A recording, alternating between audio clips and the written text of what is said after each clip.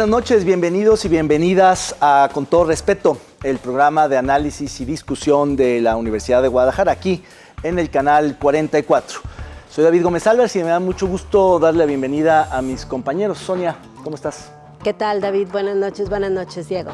Hola, Sonia, qué gusto, David, qué gusto. Y pues bueno, vamos a darle que ya hay bastante carnita, ¿no? Mucha, Diego, y bienvenido también a ti de regreso. Estamos completos en el programa y vamos a iniciar, como siempre, con un tuit internacional, en este caso de la presidencia de Chile, que dice que el nuevo instrumento de financiamiento público para la educación superior, FES, busca reemplazar los créditos estudiantiles como el CAI y el Fondo Solidario y beneficia a sus actuales deudores con la reorganización de la deuda. Esto tiene que ver justamente con el tema del financiamiento de la educación en Chile, que ha sido un tema polémico, que ha generado protestas, manifestaciones y movilizaciones estudiantiles desde hace muchos años, y donde el sistema educativo superior chileno pues no tiene la gratuidad, ni los accesos, ni los cupos de otros sistemas universitarios de América Latina, y por tanto estudiar la universidad, una carrera en Chile, es muy caro y muchos estudiantes se endeudan para poder cursar sus estudios y obtener un título de licenciatura. Y esta es pues una noticia que anuncia el gobierno de Chile para alivianar la deuda que aqueja a muchos jóvenes chilenos y que permitirá un mayor flujo, una mayor movilidad social en aquel país sudamericano. Diego. Ahora aquí, si algún país aplicó a rajatabla las reglas del neoliberalismo, más que México, fue Chile. Y una de las cuestiones que se discutía en aquel entonces era si había que financiar la oferta o la demanda educativa, ¿no? Entonces dijeron, hay que financiar la demanda, que los alumnos decidan a dónde van, pero que no sea gratuito, que sea a través de un crédito, ¿no? De un voucher que le llamaban de crédito educativo. Boric viene justamente del movimiento estudiantil en contra de esas políticas, ¿no? Entonces me parece que de todo lo que o de lo poco que ha podido hacer Boric, esto es lo más coherente consigo mismo, ¿no? Esto está como muy claramente en su agenda y no sé si vaya a ser la solución. Me parece que todavía lo que están es refinanciando, haciendo un fondo para alivianar la deuda, no están todavía en el cambio de sistema, que eso me parece que es mucho más complejo. Así es, pues está en el proceso y hay mucho jaloneo en Chile en este momento. De hecho, a mí me parece que Gabriel Boric se tarda en entrarle al tema y por eso empiezan las protestas también ya en su gestión respecto al tema de qué va a hacer con estas deudas. La realidad es que para muchos estudiantes fue la única alternativa. Creo que para que quienes nos ven les quede claro, son sistemas muy usados aquí en la educación privada, de manera que cuando quieres estudiar una carrera que no está en la universidad pública o que no tuviste cupo, tengas esta alternativa, pero allá es en todos los casos, ¿no? Tenías la posibilidad de cubrir los requisitos con la calificación, con los exámenes, pero además había un costo que se financiaba y que había incluso la posibilidad de, posterior a concluir la carrera, ya una vez laborando, terminar de liquidar el crédito, como sucede aquí con las universidades privadas. ¿Qué significa esto? Que sumado a las crisis constantes de América Latina, para muchos se volvieron ya en créditos impagables o que de todas maneras con las cargas cotidianas de la vida ya no era posible cumplir y se fue generando una deuda importante de los estudiantes hacia las universidades, ¿no? Claro, y eso está ligado también con el tema de la creación de empleos y el mercado laboral, porque este modelo muy neoliberal de la escuela de Chicago, que muchos de los economistas de la época de Pinochet estudiaron con becas crédito en Chicago y las pagaron porque tuvieron sueldazos y buenos cargos, pensaron que cualquiera lo podía hacer y resulta que muchos no conseguían empleo o eran empleos precarios o mal pagados. Claro. Y esas deudas que se suponía que tenían que pagar en menos del tiempo que estudiaron, es decir, otros 5 años, terminaron arrastrándose como hipotecas, claro, hasta 10, 20 años sin poder pagar la licenciatura, ¿no? Y acuérdate que lo que da origen al CEU en el 87 es aquella reforma Carpizo que quería imponer cuotas en la UNAM, ¿no? Y ahí viene la gran crisis de donde nació Claudia Sheinbaum a la política, ¿no? Es decir, sí era como una política internacional de ir quitándole la gratuidad de la educación superior, ¿no? El que lo aplicó a rajatabla fue Chile, ¿no? En otros lugares se hicieron cuotas, como se propuso en la UNAM. En México, en realidad, se discutió muy poco ese tema, ¿no? Después de lo que pasó en la UNAM, nunca más se volvió a discutir. Claro, incluso América Latina volteó a ver al modelo americano, que es el de privilegiar la demanda de cupos y no tanto la oferta de las universidades, y no se volteó a ver el modelo europeo, que si bien tampoco hay una gratuidad total, los costos son muy bajos, son casi simbólicos, y en ese sentido finalmente el modelo europeo terminó prevaleciendo, es el que no entró en crisis y ha permitido que un porcentaje muy alto de jóvenes puedan acceder a la educación superior, mientras que en Estados Unidos ha ido a la baja. No solo porque han subido las colegiaturas en Estados Unidos, sino porque tampoco hay suficientes créditos ni para quien se quiere endeudar.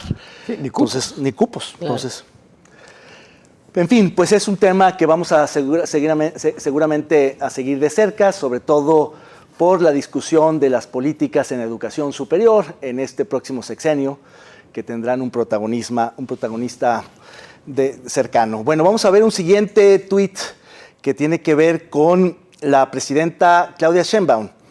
La presidenta de México acusa que existe una campaña en su contra por no acatar la orden de una jueza para borrar del diario oficial de la Federación la reforma judicial. Quien está violando la ley, dice la presidenta, son los jueces que defienden los amparos contra la reforma, asegura.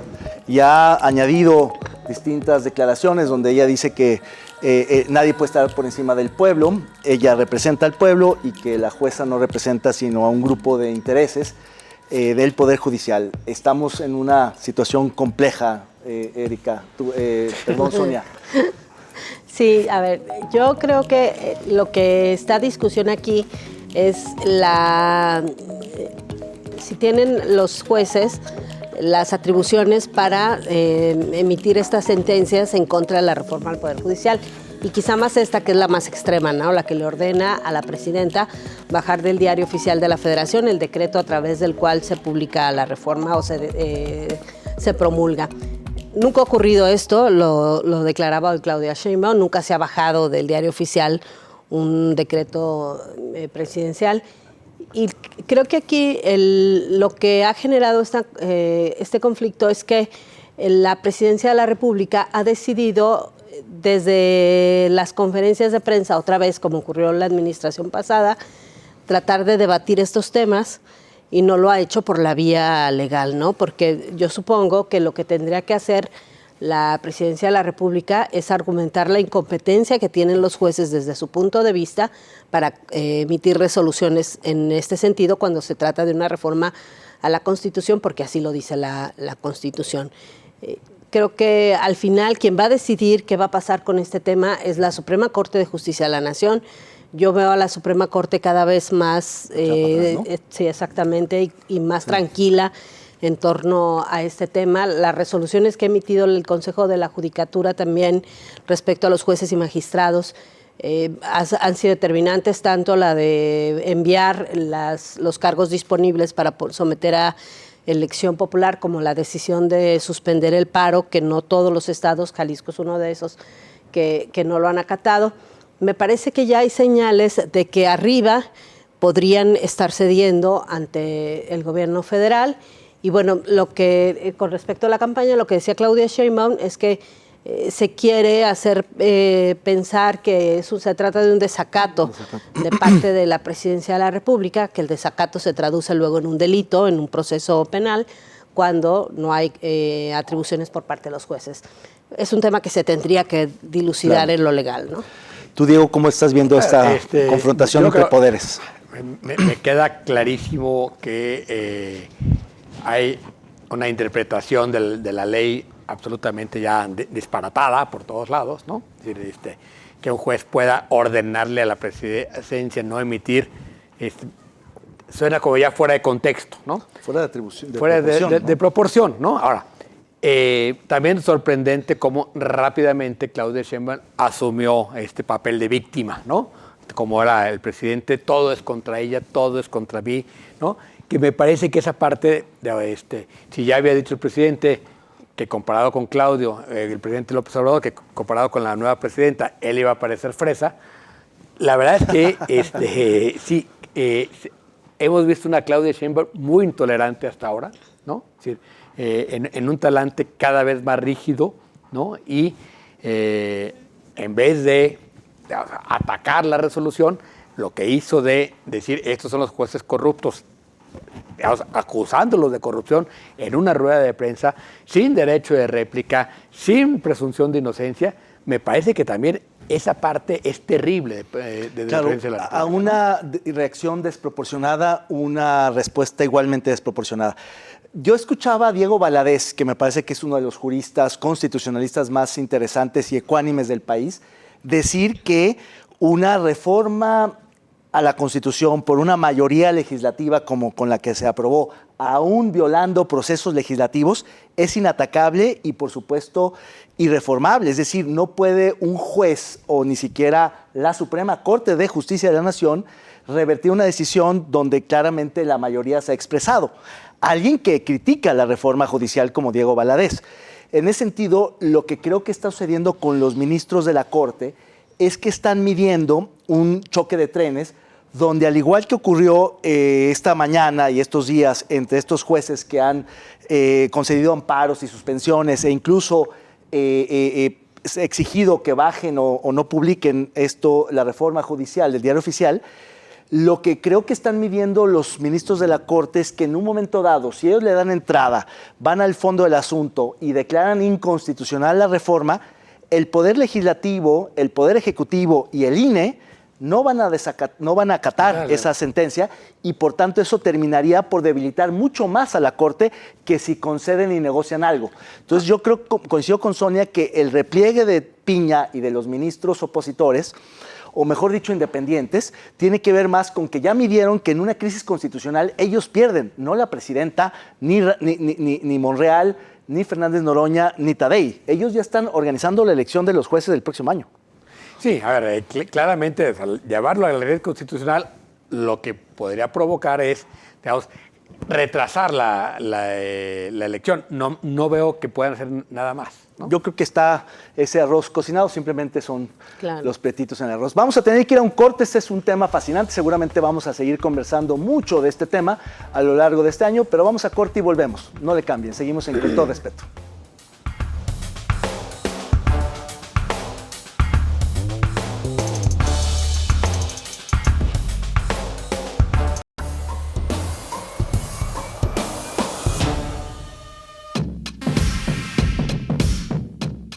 El 20 de octubre de 2024, el sacerdote indígena Tzotzil y defensor de los derechos humanos, Marcelo Pérez Pérez, fue asesinado en San Cristóbal de las Casas, Chiapas.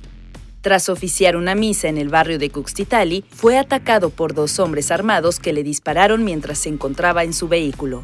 Pérez Pérez, conocido por su labor en favor de los pueblos indígenas y por denunciar la creciente violencia en la región, había recibido amenazas previas, incluso contando con medidas cautelares de la Comisión Interamericana de Derechos Humanos desde 2015.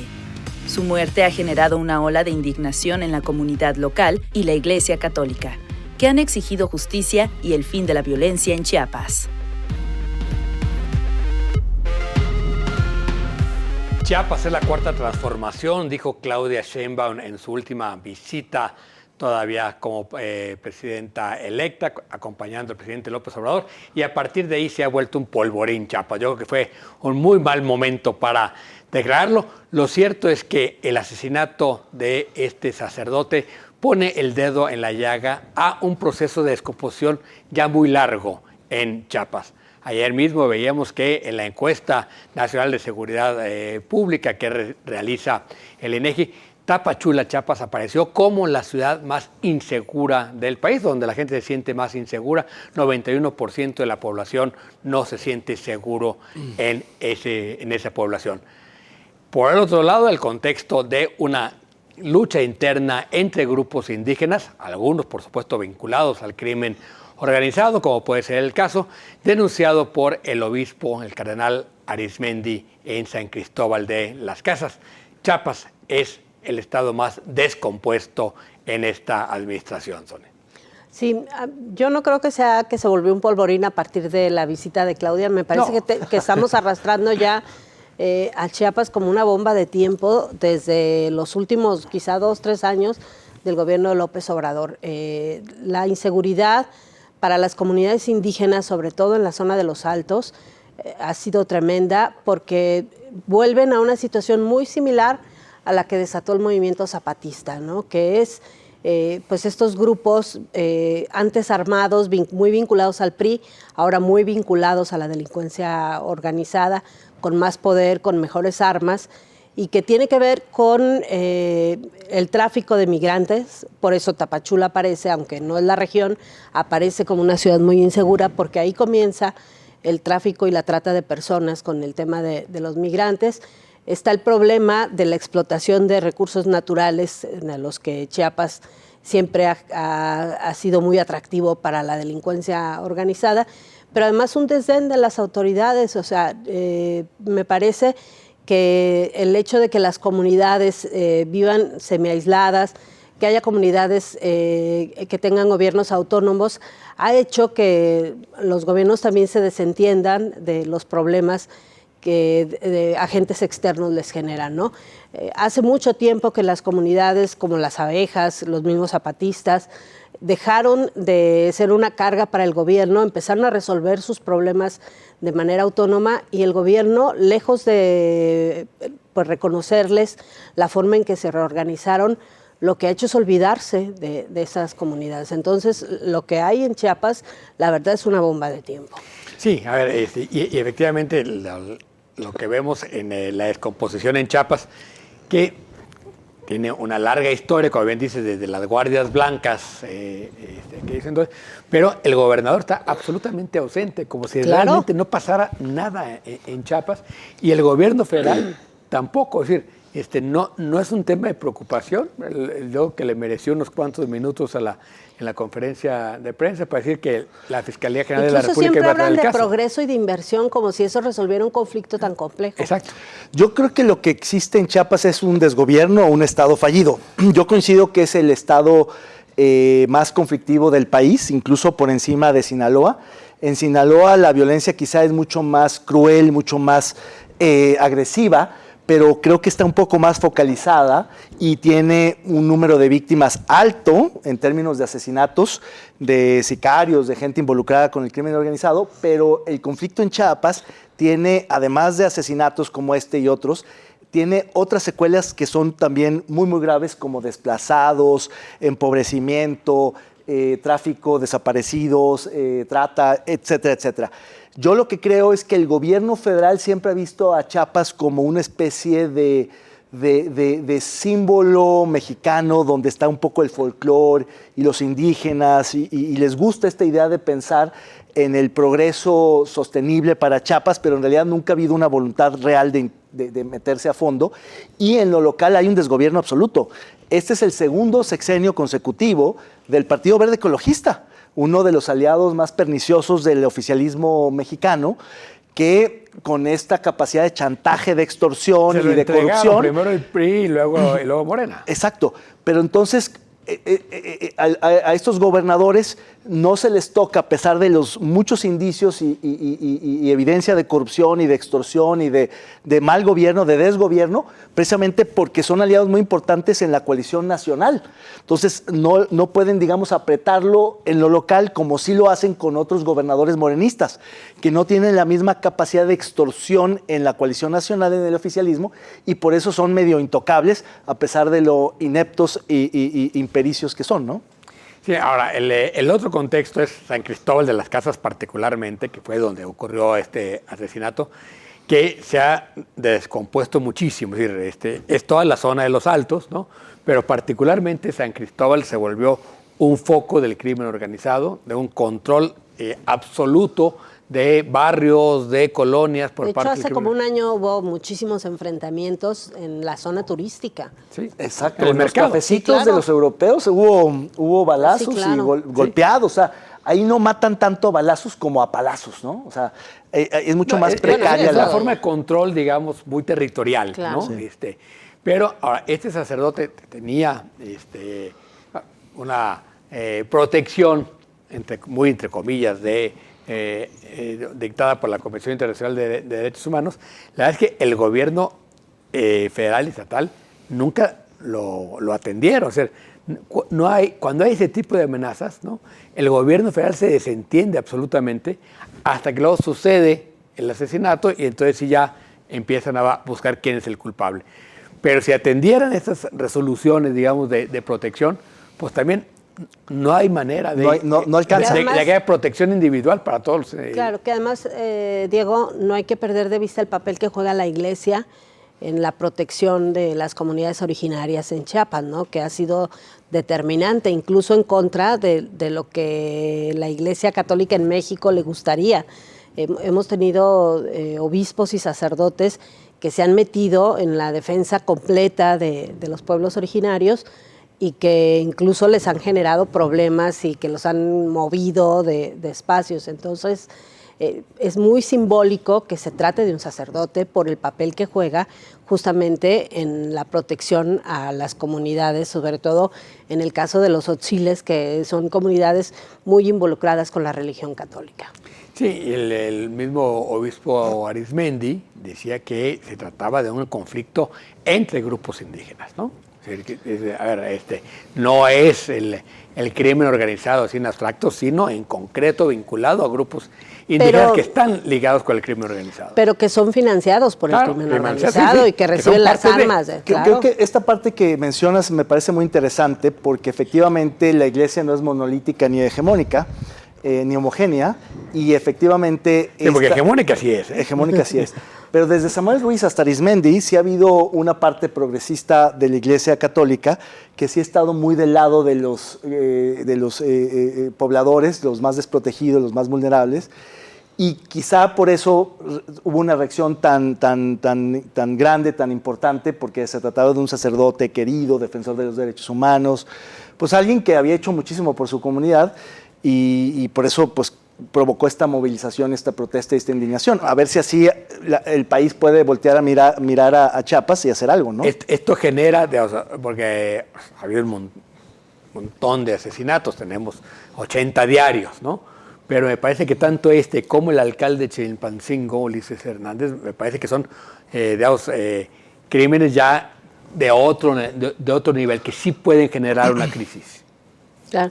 Y además hay otro aspecto que me parece que es muy relevante, que es cómo atiendes a una crisis como la que vive Chiapas desde el levantamiento zapatista, cuando todos los gobiernos lo han hecho desde el desconocimiento total. Es decir, para el pueblo tzotzil, por ejemplo, no es tan importante que vayas y les inviertas en una carretera como que les garantices la defensa de sus tierras, ¿no? Claro. Que para los pueblos indígenas eso es más importante a que les lleves lo que para muchos es el progreso. Me parece que no entienden las autoridades ni se han querido involucrar en qué es lo que necesitan estas comunidades, que es el respeto a la autonomía, el respeto a la elección de sus propias autoridades, a sus costumbres y sobre todo el respeto a sus tierras, ¿no? Bueno, vamos ahora a la sección, ya iba a decir la sección de Cucho, pero no, es el resbalón de la semana. Sí, no digas porque nos va a querer cobrar salario. Ahí está Enrique Alfaro diciendo, siempre me ha gustado dirigir, haciendo el equipo, pero del próximo gobernador. Así es, pues moviendo sus fichas, parecía que se iba a retirar, que no iba a estar tan involucrado, pero al parecer por el tipo de nombramientos y movimientos está mucho más metido de lo que pensaría, y como cualquier gobernador que no le gusta soltar el poder, pues quiere dejar sembrados a muchos de los suyos en las administraciones que le quedan a su partido. Y tiene ahí en la banca uno bien cuidadito, ¿no? Sí, la banca, así que es el aguador, ¿no? No sé, pero bien cuidadito. Bien cuidadito. Bien cuidadito. Sí, se no alcanza a ver, ahí en la banca está Hugo Luna, están, por supuesto, SIOP, está la Fiscalía, la Secretaría de Transporte y en la avanzada Esquer, que ya fue nombrado como jefe de gabinete. Vamos a un corte, no le cambie, regresamos.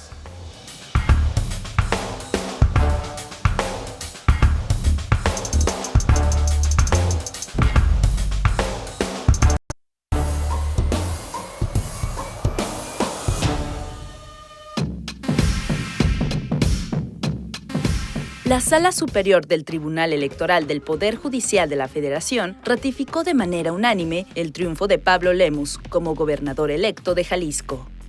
La defensa de Morena, encabezada por su diputada Claudia Delgadillo, se vio debilitada al no presentar pruebas suficientes para respaldar las acusaciones de irregularidades, intervención de funcionarios públicos y violencia política de género durante la elección. Los magistrados consideraron que los alegatos carecían de fundamento y no lograron demostrar la influencia que esas presuntas irregularidades habrían tenido sobre el resultado electoral. Por fin se resolvieron todos los casos, todas las impugnaciones de Jalisco, el último estado en resolverse, donde todas las impugnaciones recorrieron el larguísimo camino, primero de la autoridad administrativa, el Instituto Electoral, el IEPC, después el Tribunal Electoral del Estado, después la Sala Regional del Tribunal Electoral del Poder Judicial de la Federación y finalmente la Sala Superior de este mismo Poder Judicial del Tribunal Electoral del Poder Judicial de la Federación. Por unanimidad, todas las resoluciones, no solo la de la gubernatura, sino Guadalajara, Tlaquepaque, resolvieron. Y quizá la resolución más interesante de todas estas, que más o menos se esperaban que vinieran de la manera en que se resolvieron, sea la de este diputado o diputada que le quitaron al PRI para dárselo al Partido Verde en un ajuste de las asignaciones de los diputados plurinominales, donde se desempata el Congreso. La configuración era 19 de un bloque y 19 del otro bloque, asumiendo que Morena seguiría con PT, Verde, Hagamos y Futuro, y MC seguiría con el PAN y el PRI. 19-19, con esta reasignación de esta diputación del PRI al Verde Ecologista se desempata y la mayoría la tiene el bloque opositor. Ahora sí, con toda claridad, este será la primera vez en la historia de la política del Estado donde el gobernador entrante no tenga mayoría en el legislativo, sea un gobierno dividido, una oposición mayoritaria en el Congreso en el primer término del mandato. Diego. Sí, a ver, por un lado creo que la resolución sobre la gobernatura lo hacen suficientemente a tiempo, no la llevan hasta diciembre, lo cual creo que aliviana mucho al gobernador electo Pablo Lemus, que ya puede empezar a operar, digamos, ahora sí como gobernador electo, ¿no? Y le da con mucha estabilidad y certeza al Estado. Por otro, también llama la atención lo que dicen los magistrados de lo mal presentada que estuvo la demanda, ¿no? Es decir, la desecha por completamente pues muy al improcedente. estilo Morena, Jalisco, ¿no? Sí. En donde todo es un desastre. Sí, me sorprendió, no esperaba que estuviera tan mal, ¿no? Claro. O sea que pensé que había más argumentos en el entendido de que todo lo que habían hecho de las demandas había sido crecer una situación inexistente, ¿no? Y en el caso del Congreso me parece que sí, bueno, por un lado desequilibra, ¿no? Eso le sube el costo a Pablo Lemus de la negociación con el PRI, con el PAN, porque ahora necesita conseguir dos del otro lado, ¿no? No uno, necesita dos para desempatar. Y eso va a hacer que tenga que negociar con una fracción. Puede ser la del Verde, puede ser la del propio Hagamos, puede ser la de pues el PT. la de Futuro, ¿no? PT. Es decir, hay que ver con quién va a negociar, pero mantener en el redil al PAN y el PRI le va a costar más caro. Así es. ¿Tú cómo estás viendo ya el fin del proceso electoral, Sonia? Me parece que Morena cometió muchísimos errores desde la designación de candidatos, luego una campaña que también fue desastrosa, que nunca logró conectar con los jaliscienses y luego cierran con broche de oro el tema de la impugnación. No puede ser que lo que señalaba el magistrado, no puedas ni siquiera llevar una copia certificada y pongas como prueba ligas a una página de internet, ¿no? Creo que cuando quieres acreditar esto, pues te llevas un notario, abres la liga, tomas video o lo que sea y el notario te certifica que eso existe, ¿no? No te puedes arriesgar a que la liga que pusiste con una letra, una coma, lo que sea, ya no puedas acceder a un determinado sitio. Muchos errores pero bueno, al final ya creo que por la tranquilidad del Estado lo bueno es que, como bien menciona Diego, se resuelve con tiempo. No será, me parece, una administración sencilla para Pablo Lemus por todo lo que ya hemos platicado durante mucho tiempo. Recibe un Estado muy endeudado, su margen de deuda va a ser mínimo, con muchos compromisos de pago. Para cumplir con los compromisos que él asumió en la campaña, pues tendrá que sacar cuentas. Por ejemplo, si viene la línea 5 de tren ligero, que tendrá que ser financiamiento público-privado, no veo otra opción, a menos que logre convencer a Claudia Sheinbaum de que Jalisco no puede asumir otro compromiso como ese, porque ya la línea 4 dejará muy apretado el pago. Y va a ser muy deficitaria. Exactamente, entonces me parece que no tendrá una administración sencilla, que tiene que calcular muy bien los pasos que da. Ya dio su primer tropezón con el tema de la Secretaría de Inteligencia y Búsqueda, que quizá podría haber sido su gesto más amable hacia los colectivos, y por un detalle de formas lo deja ir, o sea, deja ir esa posibilidad. No le costaba nada haber convocado a los colectivos, decirles, esta es mi propuesta, vamos aprobando la creación de la Secretaría y después nos sentamos ya en forma a tallar el lápiz y a ver con lo que necesitamos. Me parece que tendrá que ser muy cuidadoso Lemus en esto, y más con un Congreso en el que no tendrá la mayoría, ¿no? A mí me gustaría regresar rápidamente al tema del fallo de las distintas instancias sobre las impugnaciones, en particular sobre Guadalajara y Jalisco, porque si bien los magistrados decidieron no entrar al fondo del asunto por lo mal presentado de la demanda de la impugnación, en realidad sí hubo lectores entre asesores, colaboradores y asesores externos del fondo de las impugnaciones, y en realidad tampoco traían nada. El problema tuvo que ver con que nunca hubo el fraude que se acusó que ocurrió. Y eso me parece que no debería de dejarse pasar como si fuera algo que exageraron, mintieron, inventaron cosas, pero pues ya, se resolvió. No, yo creo que hay un daño hecho.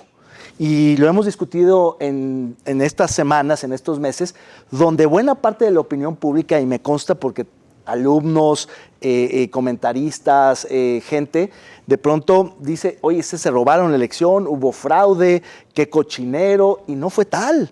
Es decir, si 22 funcionarios electorales en distintas instancias votaron de forma unánime en el mismo sentido y todos desecharon absolutamente todas las pruebas, pues alguien sí se equivocó aquí, y yo creo que sí habría que hacerse cargo de ello, que haya consecuencias para quienes señalaron esto y sí se resarce el daño. Porque, me parece un poco exagerado de tu parte. No, el exagerado es haber dicho que fue un cochinero y que no resultara en todos los ser, procesos electorales pasa eso. No, pero eso, el daño está hecho. Hay muchos procesos electorales que son impugnados y van hasta la última instancia.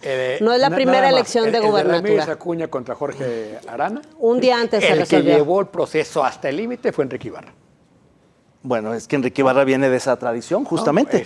No, pero a mí me parece que habría que hacer una especie de recuento y decir, no hubo esas irregularidades que se dijo, fue una elección correcta, hubo ganadores, hubo perdedores. ¿Pero y para qué? ¿Para lavarle la cara al Instituto Electoral o para qué? No, para que, al contrario, para que la gente se haga cargo de lo que dijeron en escrito. Pero es que en una campaña se dicen muchas cosas. Eso es parte de yo creo las que campañas. sí hay, a ver, lo que quiero entender es que hay gente que salió, salió en Twitter a decir todo el tiempo que había sido una, y viene resolución y ahora están calladitos, ¿va?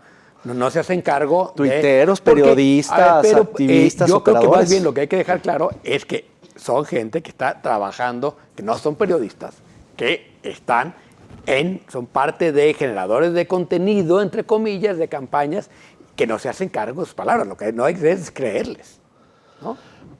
Es que una parte de la opinión pública... Hay que evidenciarlos. Claro, hay pero que evidenciarlos. El problema es que la opinión pública, y no lo digo solo para el caso de Jalisco, lo digo para la nacional y para todas. Sí. Porque la posverdad y las fake news dañan la opinión pública. Es que Pedro Ferriz salga a decir que la elección de Claudia fue fraude, ¿no? Imagínate nomás. Que da mucha risa, ¿no?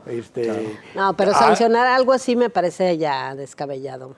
Ya darle la vuelta y a lo que sigue. Sí, porque yo sí creo que hay que evidenciar lo que pasó, pero no hay, la elección fue correcta, además las diferencias son bastante amplias, ¿no? Es decir, no son palizas como la federal, pero es que ahora pensamos, una elección de 2% en cualquier lugar del mundo es una diferencia suficientemente amplia. Se están empatando las elecciones en el mundo, pero por eso mismo es muy importante el tema de la responsabilidad política de quienes tienen acceso a la opinión pública. Yo no creo que se hable de una sanción como tal, sino de un resarcimiento, de una evidenciación, de una... Mira, no pasa que Trump otra vez es candidato y puede ganar. Y está empatado, justamente. Sí, y si pierde, va a decir que hubo fraude. Y dijo que hubo fraude y armó un desmadre. O sea, lo que coincido con Sonia es que para la opinión pública eso es parte del juego. Y tristemente, desacreditar las instituciones es parte del juego. Sí, imagínate si sancionaras todo lo que son mentiras en un proceso electoral, no nos llevaríamos todo el sexenio que viene. Que se vayan al infierno ya, ¿va? Exactamente. Bien, vamos a la siguiente sección. Vea usted esta foto que recién llegó a la redacción del canal. Vamos a verla a continuación. Los curadores más experimentados de Con Todo Respeto han preparado esta exquisita pieza de arte visual.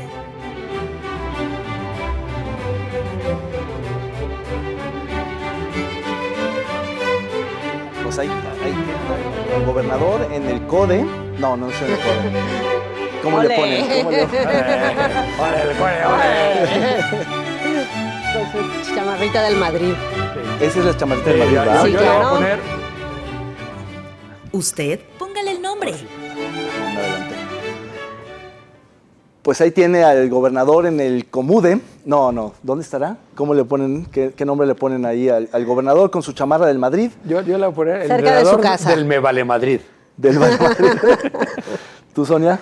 Yo, ¿cuál inseguridad en Madrid? En Madrid.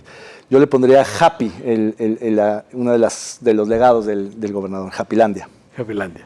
Sí, qué bonito está el estado, ¿va?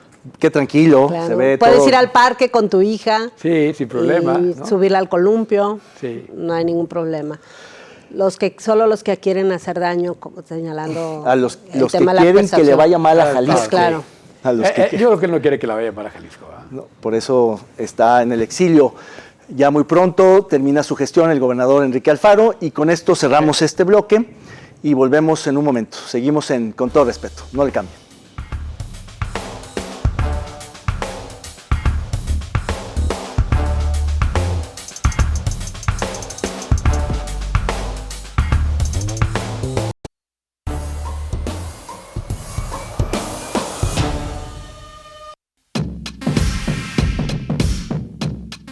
En su último informe, la Conagua confirmó que el río Santiago sigue presentando altos niveles de contaminación, principalmente debido a descargas industriales y aguas residuales no tratadas adecuadamente. A pesar de las inversiones en infraestructura para mejorar el saneamiento, el río continúa recibiendo contaminantes tóxicos provenientes de más de 300 industrias, así como de las áreas urbanas, incluyendo la zona metropolitana de Guadalajara.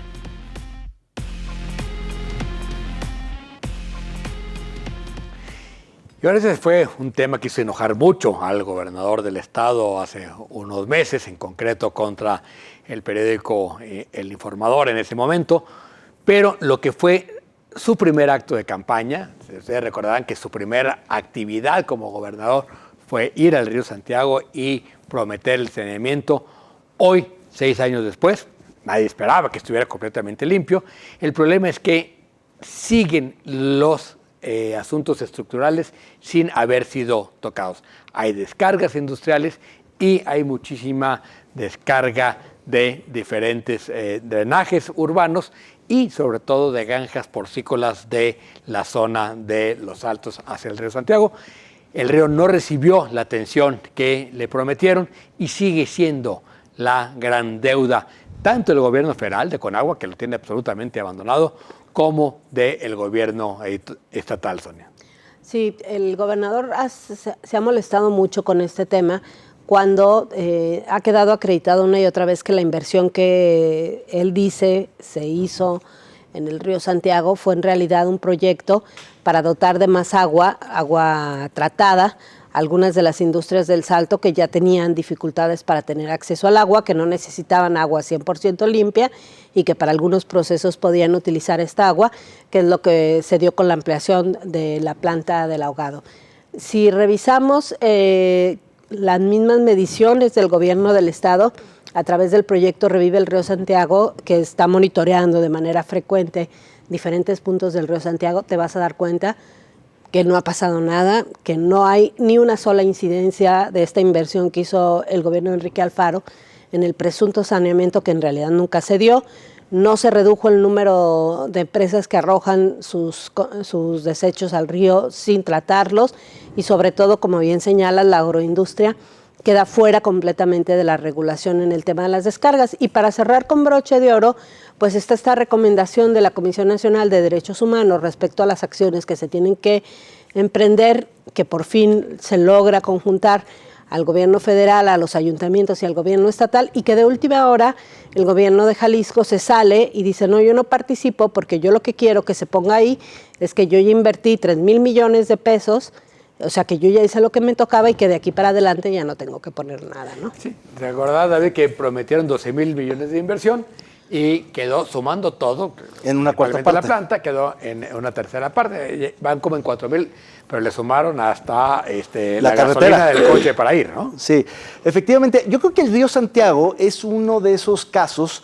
de una complejidad tal que no solo implica los 3 zonas de gobierno, sino un montón de sectores y de territorios, porque no solamente es donde está el río, sino todos los territorios aledaños, donde si no se piensa en el largo plazo, en una suerte de mecanismo interinstitucional que pueda pensarse más allá de un trienio en el caso municipal o de un sexenio en el caso de la gubernatura, nunca se va a resolver porque justamente termina pasando eso. Es decir, los bueyes jalan la carreta muy desigualmente. Cuando uno jala duro, se cansa y luego ya no quiere jalar y el otro apenas va a empezar y entonces la carreta no avanza bien. Entonces, si no, digamos, desincorporas y comisionas y haces un equipo que realmente tenga facultades, recursos, poder de decisión, que pueda realmente enfocarse en un caso como ese, que ha habido casos exitosos en otras partes del mundo, en comisiones muy particulares de grandes proyectos de infraestructura o de medio ambiente, como se pretendió hacer con el Tren Maya, pero no se hizo al final del día, no se va a resolver nunca, porque de la macro recomendación de la Comisión Estatal de Derechos Humanos a esta otra casi macro recomendación de la Comisión Nacional de Derechos Humanos y todo el sexenio, pues el esfuerzo a mí no me parece, digamos, insignificante o nulo. Creo que sí hay algo, pero muy insuficiente y muy desigual. El problema de taponar ciertas descargas en un lado, pero no frenar las nuevas que están llegando, pues de poco sirve, claro, si no se hace de manera simultánea. Mientras Tlajomulco, El Salto, Guanacatlán, que son los municipios que están ahí alrededor, más arriba, Ocotlán, Jamay, mientras no se hagan cargo también de los permisos que dan, ¿no? O sea, los drenajes de Tlajomulco no existen, ¿no? Y digamos, lo que vimos de los datos de descargas industriales siguen siendo básicamente los mismos. Lo que sigue incrementándose son las descargas de drenaje, ¿no? Las aguas negras urbanas. Que prácticamente en todos los puntos sale alto. La descarga domiciliaria sin tratamiento. La urbana ordinaria, el río Santiago empieza en la laguna donde sale de la laguna de Chapala. Ya viene muy contaminado del río Lerma. Del lago de Chapala. Y eso es el agua que llega del lago de Lerma, llega a Chapala y de ahí al Santiago. O sea, ya viene muy contaminada, pero lo que se contamina en Santiago, muchísimo. En esos pocos kilómetros de la boca del lago de Chapala, la cortina en Chapala hacia acá, es enorme. Pero bueno, vamos al siguiente tema, porque hay también nuevos equilibrios políticos y que dejan rezagos en las agencias metropolitanas de gestión. Vamos a ver esta cápsula.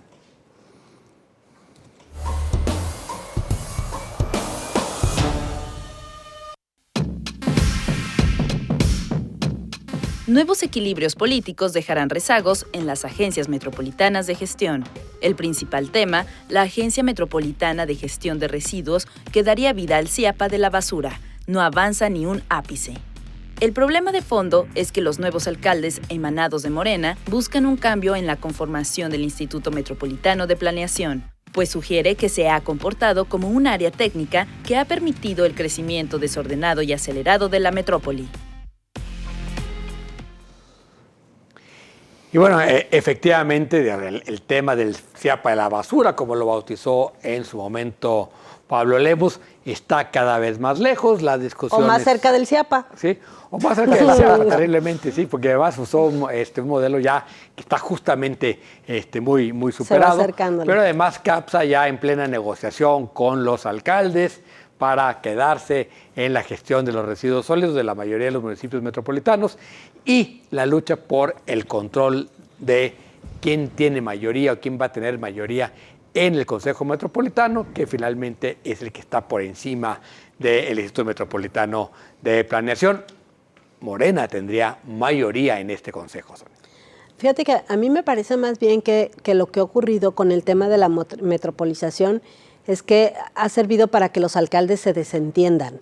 Más que buscar control, les ha permitido no preocuparse de determinados temas.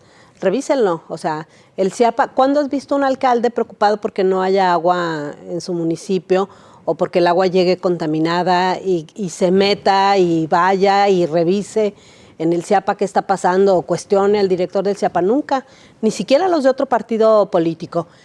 Sucede prácticamente en todo. Hubo por ahí una molestia en el tema de la movilidad de parte de Juan José Frangé, pero muy rápido lo callaron, y las decisiones en materia de movilidad con el tema de los semáforos y el dineral que se gastó en los presuntos semáforos inteligentes y todo lo que ha habido de modificaciones. No, los semáforos sí son inteligentes. Bueno, quienes los manejan no, que tienen hecho un desastre en la ciudad. ¿Y cuándo has visto, más allá de esa protesta de algún momento de Frangé, que hasta dijo que iban a reasumir las tareas de movilidad en su municipio, nunca más ha habido un cuestionamiento? Yo creo que desafortunadamente no tendría que ser así, porque en una metrópoli por supuesto que la coordinación hace falta. El problema es que en Jalisco, la zona metropolitana, todos los temas que se han solamente le han permitido a los alcaldes desatenderse de ese tema.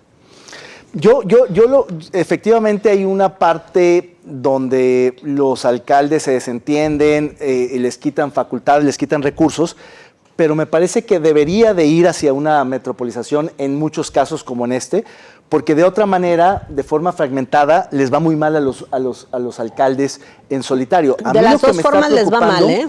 A mí lo que me está preocupando de este momento es que no solo hay una división entre municipios de un partido y otro, que se están juntando cada uno por su lado, independientemente de quién tenga la mayoría numérica, pues hay una ponderación del tamaño, peso y tamaño y población de los municipios que debería de también jugar ahí una función. Pero que no juega, ¿eh? Que no juega. Y sin embargo, creo que esta división en el caso de la gestión del Ciapa de la basura de CAPSA, me parece riesgosísimo que dos municipios que tendrían que estar muy coordinados, como Tlajomulco y Guadalajara, estén tomando senderos distintos. Eso me parece, lo entendería más con Morena para negociar de manera partidaria, por razones políticas, del control del IMEPLAN y del Consejo, pero entre los propios ¿Pero naranjas... ¿tú crees que tiene que ver con partidos? Tiene que ver con otra cosa. Si no, CAPSA no tendría tantos años, a pesar del... Peligrosísimo lo que está pasando. Sí. Guadalajara ya dijo que no sigue con CAPSA. Vamos a ver si lo cumplen. Sí. Esto yo lo he oído muchos años y al final siempre acaba siendo una forma de elección, nada más. Zapopan dice, a mí ni me voltean a ver, a mí me funciona mi sistema, un sistema muy extraño, muy corporativo, el de Zapopan, pero que al fin de cuentas dio resultado, claro, ¿no? El hombre camión, ¿no? Y que es una cosa, digamos, arcaica en muchos sentidos, sin embargo que está funcionando. Pero y no es tan quiere buen negocio que hay trabajadores en Zapopan que no son trabajadores que nadie les paga un salario. No, el que se encarga el camión, claro, que se queda con los esquilmos, se queda claro, con los esquilmos, claro, ellos mismos arreglan los camiones. Entonces, sí, es absolutamente irregular, pero funciona. Entonces, claro, Zapopan dice, a mí no me le muevan, ¿no?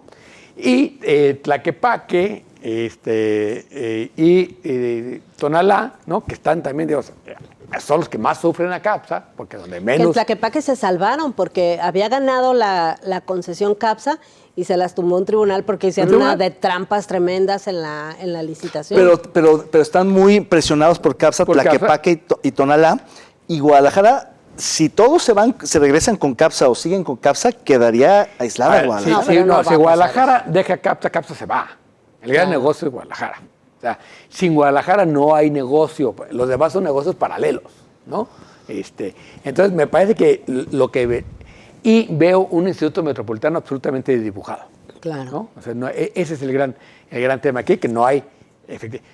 Metieron a Zapotlanejo, Tlahuacán, para tener mayoría los DMC hace 6 años, y hoy están sufriendo que... Se les revirtieron. Se les revirtió. Claro. Sí. En fin, yo creo que vamos a proponer... ¿A quién van a proponer esta semana para la neta no, Sonia? Yo voy a proponer otra vez a Enrique Alfaro, porque me parece que ni estando de vacaciones y tranquilo le baja a sus regaños en redes sociales, con el regaño que le hizo a Mural. Sí, bueno. Yo quiero proponer la dupla de presidentes del Senado, a Fernández Noroña, y de los diputados Monreal, por esta discusión que ventilaron en torno a quién se queda con cuántas posiciones del Comité de Evaluación de la Reforma Judicial. Me parece de un cinismo que pues echa abajo todos los argumentos jurídicos de la supuesta justicia de la reforma, y al final es una rebatinga por cargos para ver quién pone a jueces y magistrados. Yo voy a poner al gobernador de Sinaloa, a Rubén Rocha, que otra vez, ahora la Fiscalía le da la razón al Mayo de qué fue lo que pasó. Me parece que ya es insostenible la situación de Rubén Rocha en Sinaloa, pero vamos a ver qué pasa. Ustedes que va a decidir a quién le otorgamos la próxima semana este premio de La Neta No. Por lo pronto, muchas gracias por habernos acompañado en esta emisión de Con Todo Respeto. Que pasen muy buenas noches. Nos vemos, nos escuchamos la próxima semana. Sonia, David. Buenas noches.